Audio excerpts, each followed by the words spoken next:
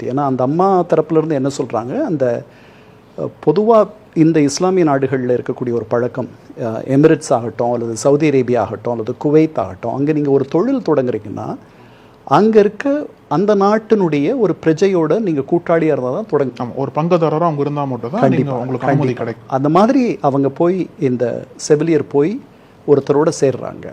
அவங்களுக்கும் அந்த அம்மாவுக்கும் அவ்வளவு சரியாக இல்லை உறவு. ஏதோ தட்டி கேட்க போய் அவர்கள் ஒரு 6 நாள் அவங்கள கொண்டு போய் சிறையில் வைக்கிறாங்க. முதல்ல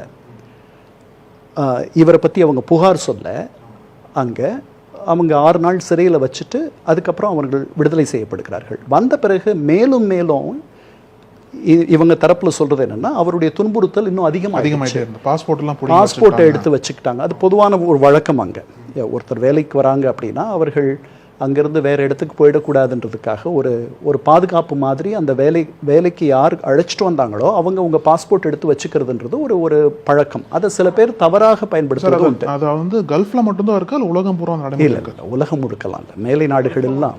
அப்போ அது வந்து இந்திய அரசு எதுக்காக சார் கல்ஃப் கண்ட்ரியில் பேச சொல்லி இந்த மாதிரி எங்களோட நாட்டு பிரஜைகளோட அவர்கள் எல்லாருக்கும் பண்ணுறாங்க. பிலிப்பீனோஸ்க்கு பண்ணுறாங்க, பங்களாதேஷிஸ்க்கு பண்ணுறாங்க, எத்தியோப்பியன்ஸ்க்கு பண்ணுறாங்க, இந்தியன்ஸ்க்கு பண்ணுறாங்க. அது சட்டப்பூர்வமாக அப்படி பண்ணணுன்ட்டு எதுவும் இல்லை. அது உங்களுக்கும் அந்த வேலைக்கு போகிறவருக்கும் அந்த முதலாளிக்கும் உள்ள ஒரு ஏற்பாடு தான்.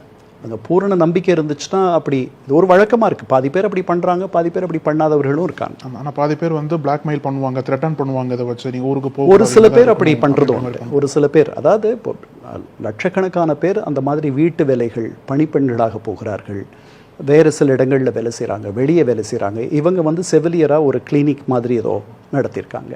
ஸோ இவங்க வெளியில் தான் அதை நடத்துறதுக்கான அந்த உரிமம் பெறுறதுக்காக அந்த யெமெனி பிரஜையோடு அவங்க கூட்டு சேர வேண்டியிருக்கு. அவர் இவங்க சம்பாதிச்சதில் பெரும்பகுதியை எடுத்துக்கிட்டதா அதனால் முதல்ல பிரச்சனை வருது. அதுக்கப்புறம் அவர் இவங்களை துன்புறுத்துறதா இவங்க சொல்கிறாங்க. அதுக்கப்புறம் இந்த கம்ப்ளைண்ட் கொடுத்த உடனே ஜெயில் போயிடுறாங்க 6 நாள். பின்னாடி வந்த உடனே இவருடைய துன்புறுத்தல் அதிகமாகுதுன்னு சொல்கிறாங்க. அதுக்கப்புறம் யாரையோ சந்திக்கிறாங்க. அவங்க சொல்கிறாங்க, உன்னுடைய பாஸ்போர்ட்டை மீட்கிறதுக்கு நீ அவருக்கு கொஞ்சம் மயக்க மருந்து, இவங்க செவிலியர் தானே, ஆமாம், நீ மயக்க மருந்து கொடுத்துட்டு அவர் மயங்கி இருக்கும் பொழுது எடுத்துக்கலான்ற மாதிரி நினைக்கிறேன்.